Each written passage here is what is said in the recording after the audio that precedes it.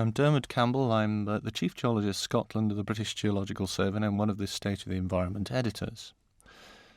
Land is something that we very much all take for granted. It's absolutely fundamental to us all. It's the space that we live in, build on and tunnel through. It's all of the soils that we rely on for much of our food.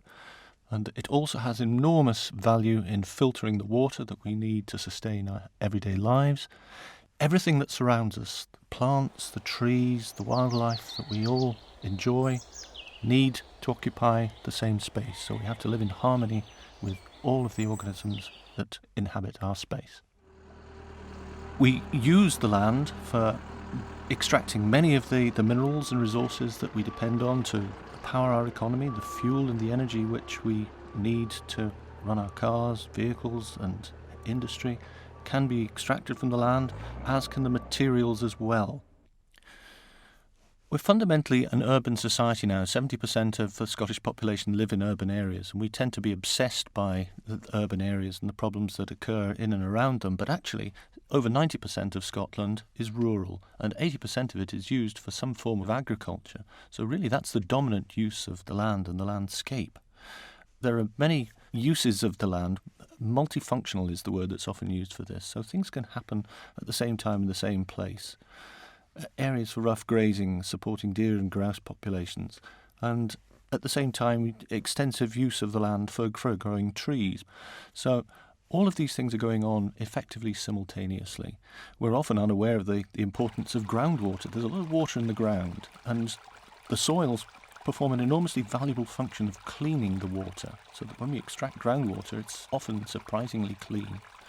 So we can use the land surface for one purpose, and at the same time we can extract water from beneath the surface. It's a form of resource which is very, very important in many parts of Scotland. We're making great strides to look after our land. We've moved from an industrial-based economy to an increasingly service-based economy, and we're learning more and more about how we can use the land in a sustainable way. We have to pass on our land and our resources to future generations so that they can benefit from it in the same way that we can. So the idea of sustainability is crucial to everything that we do. From an economic point of view, the raw materials that we extract from the land are hugely important. Oil and gas is a massive industry in Scotland. £2.4 billion worth of economy is based on oil and gas. But equally, we have an industry that depends on the continuity of the landscape, the tourist industry. We attract enormous numbers of people to Scotland who recognise its beauty, and that industry is worth some £420 million a year. So we need to be able to manage effectively the resources that the land provides to us. It's not just all about extracting, it's about safeguarding, it's about stewardship for the long term and for future generations. There's virtually nothing in our landscape which is truly natural. We have been adapting and managing and using our landscape for thousands of years. And there have been quite significant changes even within the last 100 years or so. Less than 5% of the Scottish landscape was wooded at the start of the 20th century, but now it's about 20%. The types of trees that we've been planting are also changing. There was a heavy dominance of conifer forests in the earlier planting, but now we're moving to a much more mixed form of forestation. Another pressure is coming from the expanding population. Approximately 70% of the Scottish population live in urban areas. So that's perhaps the part of the landscape that we're most aware of on a day-to-day basis. Our urban areas are expanding. About 2 to 2.5% of the landscape is covered by urban areas or impacted by buildings and roads. To some extent, though, we're learning how to make use of land that's already been used in the past. We're able to clean the land up again where it's been contaminated in the past, and we're increasingly able to use what we call brownfield land to prepare them for the new uses that we have in a post-industrial society. Crucially, how we use the land, how we manage it, are important drivers and pressures on the land. We're getting more sensitive to the needs of preserving landscape and balancing it with our day-to-day needs.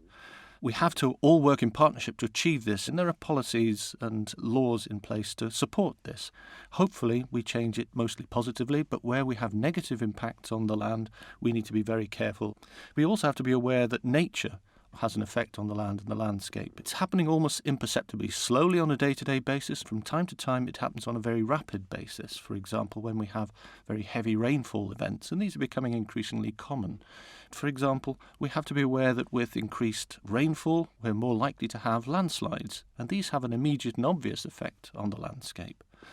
There's the increasing potential for flooding, so we have to take appropriate measures to safeguard our populations in relation to flooding and landslide events, and the growing pressures of climate change and extreme weather events, so that we can genuinely pass on a landscape for future generations which is comparable to what we enjoy today.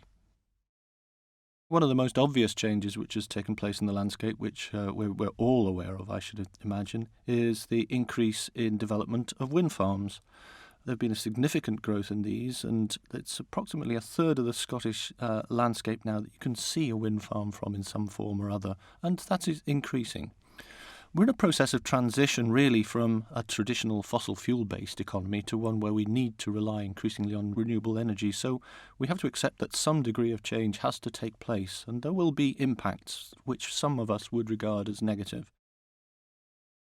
With the change from our industrial-based economy to a service-based economy, a technology-driven economy, we're increasingly needing to adapt and change some of our urban areas as well.